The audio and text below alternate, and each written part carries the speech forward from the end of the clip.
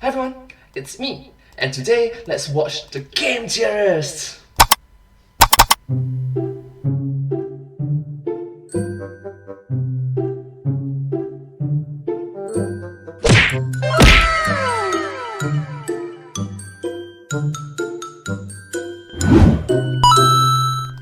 Let's go.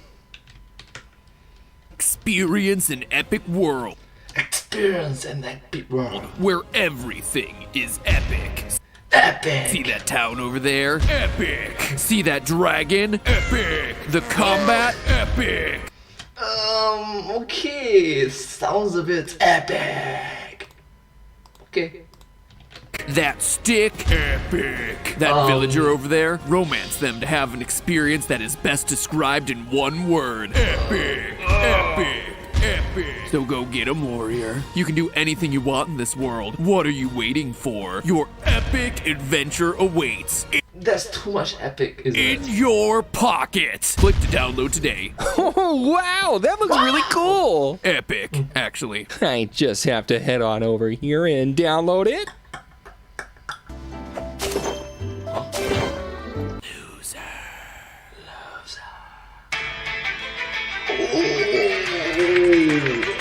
That burn!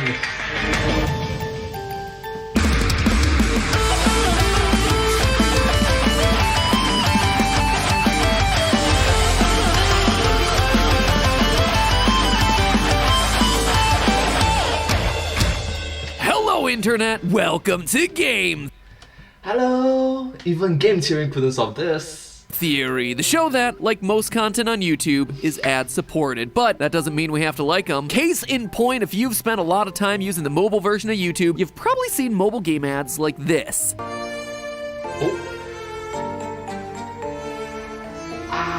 And this. My father is the chief of Navy. Take him. And this. Sometimes I just want to bury my head in my hands and scream. Ads that are not only ridiculous, but also totally misleading as to the actual contents of the game. Oh yeah, you're probably smart enough for the ads not to work on you, so good job, first off. But if you were drawn in by the promise of some simple logic puzzle game and actually downloaded the thing, what you would get wouldn't be a quality gaming experience, it would be quite a surprise. Here's the ad, here's the actual game. It's tile matching with town building elements. Absolutely nothing like what the ad promises. It'd be one thing if these obnoxious ads were just everywhere. Fine, I get it, chill for your game. But it is a different story when the ads for a completely different product. Oh, wait, no, sorry, not a completely different product. Those mini games, as they call them, with their completely different art style and gameplay style from the rest of the other 99% of the game, do happen. They do. They occasionally pop up as daily bad dreams that you have to make sense of in order to get like a couple extra gold or whatever. And What? Like occasional minigames and it's not the main game point? Why do you advertise as that? Why? in fact, one of the members of Team Theorist over here, Alyssa, actually plays Gardenscapes and Homescapes, and she can say firsthand that she's only gotten these things twice in the whole game. How long have you been playing this game, Alyssa? Long enough to get to level 965. There you have it. Nope, the only bad dream I need to make sense of today is how any of this is legal. Why do mobile game companies do this? Or maybe the better question, how are mobile game companies able to do this? Like, shouldn't this kind of misleading advertising be illegal? What is really going on here with these ads? And why isn't anybody doing anything to stop it? Let's take a look at the landscape from the last couple years. Misleading mobile game ads come in a lot of forms. In its laziest form, it just straight up takes gameplay footage from an entirely different game to pass itself off as something that it's not. Take, for example, the game New Mobile Game, You Can Do Whatever You Want. And yes, that is literally the name of the game. New mobile game, you can do whatever you want. That entire sentence is the game name? Okay. And if that right there doesn't tell you something about the creative bank, Good enough games, game name ideas, the game video play time. New mobile game, you can do whatever you want. Let's play me. Game theory, you can play. Play me game. Button pressing visual things. bankruptcy of some of these companies, I don't know what does. To me, this one just reeks of them trying to optimize their game's title so they could show up at the top of search results for anyone who went to the App Store and typed new mobile games. I played it, and I gotta say, no, I could not do whatever I wanted, which was play a better game. Anyway, if you pay attention for more than 2 seconds to this this game's trailer, you'll probably notice that, despite the fact that it's purporting to be an ad for a mobile game, the gameplay footage has a mouse cursor in it. That's because the footage was taken from a city builder game for the PC called Banished, which, by the way, is an incredibly relaxing way to spend time if you're cooped up indoors and long to answer the call of the wild by creating a colony out in the wilderness. But apparently one of the things that you can do in new mobile game, you can do whatever you want, includes very obviously stealing the footage of one game to promote something completely different. Then there's the browser-based game Dragon Awaken, a title that somehow does the impossible and manages to be even more generic than new mobile game you can do whatever you want. It's a game that used footage that looked like this to market a game that looked more like this. And this isn't a simple case of a game using a cutscene or cinematic that diverged from the actual gameplay. The footage here isn't part of the game, nor was it created by a marketing team affiliated with Dragon Awaken. Wait, what? This is not even part of the game? Was straight up lifted from the trailer for a completely different product called Project Awakening, which, it should be said, has nothing to do with Dragon Awaken despite the similarity of the titles. So if you saw this ad and thought, man, I would love to play that game instead, take heart, as Psy Games is actually making that game set for release in TBD. But again, another instance of a mobile game ad TBD. outright stealing the footage of another game to market itself. But then we get to the next tier, Galaxy Brain status. Rather than copying someone else's homework, they've taken to creating entirely new ads that don't resemble existing games, including the game that they're advertising. These are your pull the key ads, or steal the loot, or give the suffering people a very obvious solution to their plight ads. And it's nothing like the game that they're tricking you into downloading. And the most ironic part of it is that the game in the ads is so simple to make. Why wouldn't you just make that into the game? Oh wait, someone finally did. It's called Hero Rescue, and it's filled with ads. Well, maybe we shouldn't be giving them too many points for originality, because all the mobile game companies seem to converge onto the same fake game design. A series of compartments separated by barriers, challenging you to unite a person with a pile of gold without getting burned to death by lava along the way. Or the hundreds of variants with things like fish or kitties. And if you're wondering why these mobile game companies all converged onto the same ad concept, well, it can actually be explained via biology. It's just evolution. Convergent evolution, to be more specific.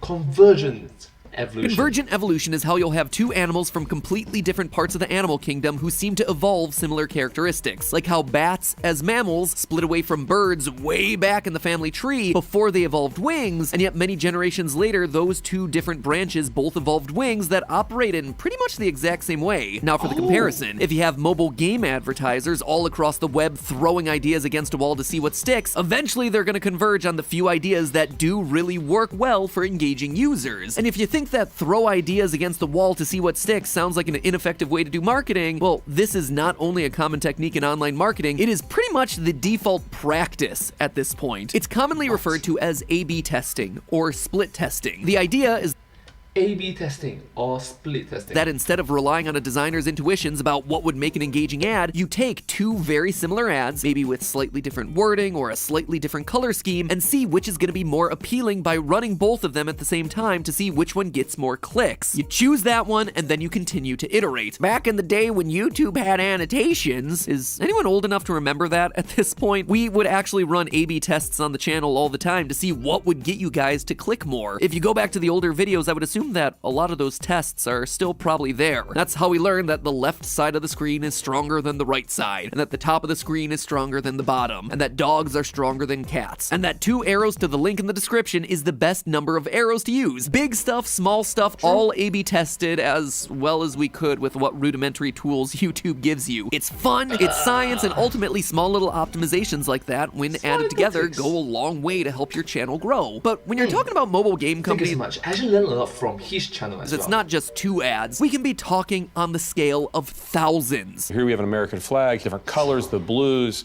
different messages above. So you'd send 2 identical ads with different colors? Maybe thousands. What it is what can make people react? Remember, there's so much noise on your phone. What is it that makes it go, I'm gonna stop and look? Now, granted, that 60 Minutes interview was with a political consultant who worked on the 2016 presidential election, where both candidates' campaigns spent a combined $81 million on Facebook ads, which allows them to test a lot more in terms of volume. But the basic principle is the same. Much like evolution isn't a designed process, but rather a series of random mutations gradually stumbling towards what works best, ads can be iterated on in much the same way, only a whole heck of a lot faster, because now you're doing it at the speed and scale of the internet.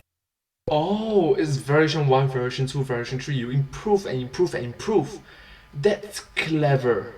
And let's be clear, this really is about what can make people react. They're trying to engage people, capture your attention, get you to watch long enough so you might just click the button to install their app. And they're not just looking for any player. These companies are looking to hook the whales, the power players that are gonna get addicted to the game, the ones that'll spend the most money inside of the game. They're basically using it as targeted advertising for a specific type of player. A specific type of player. Wow, that's a lot of studies involved. Wow.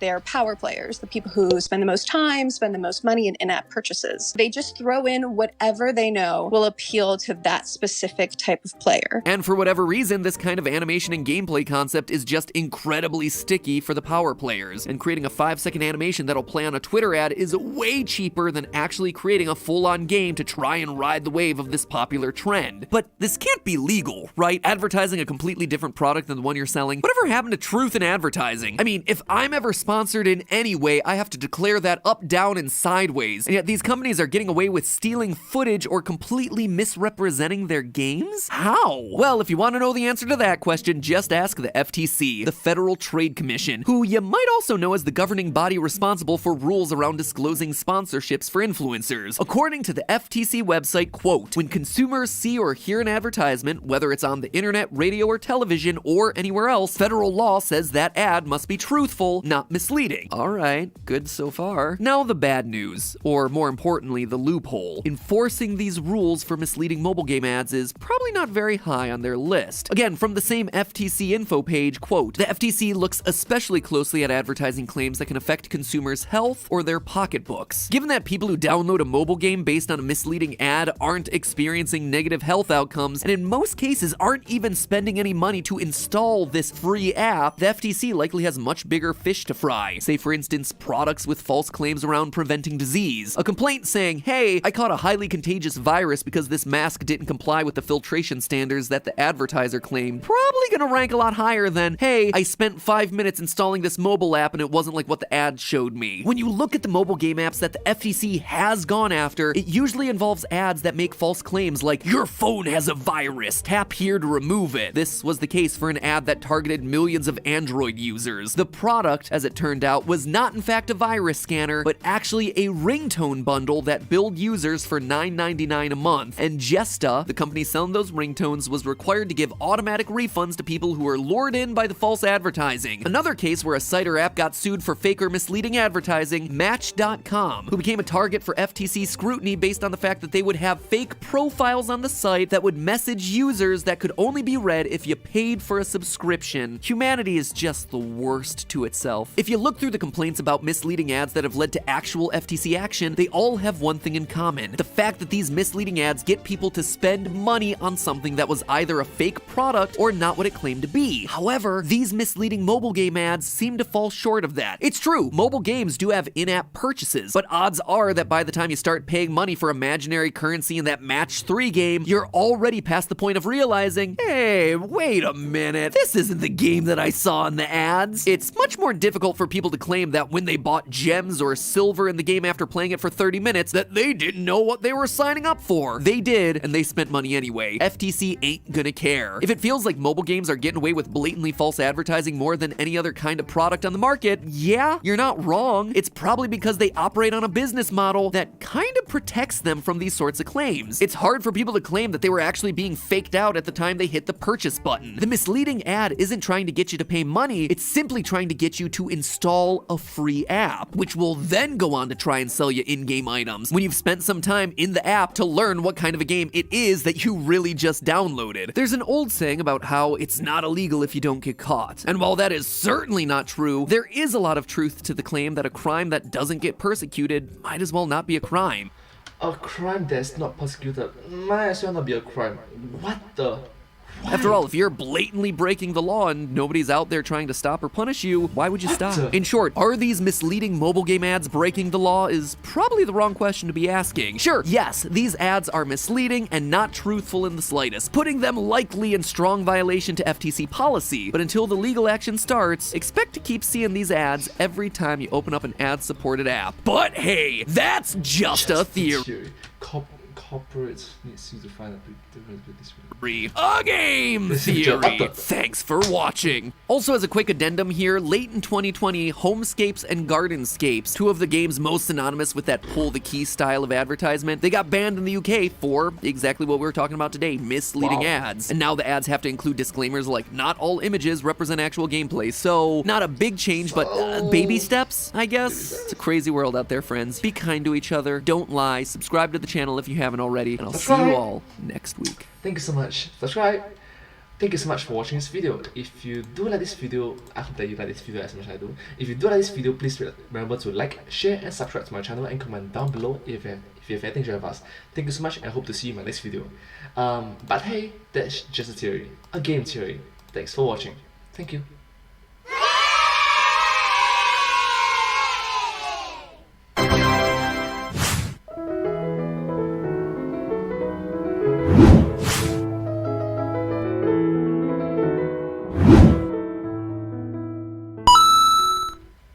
Thank you so much for watching this video. If you do like this video, please remember to watch more of their videos from the YouTube channel, the Game Theorists. This video came out in year 2021, which is this year.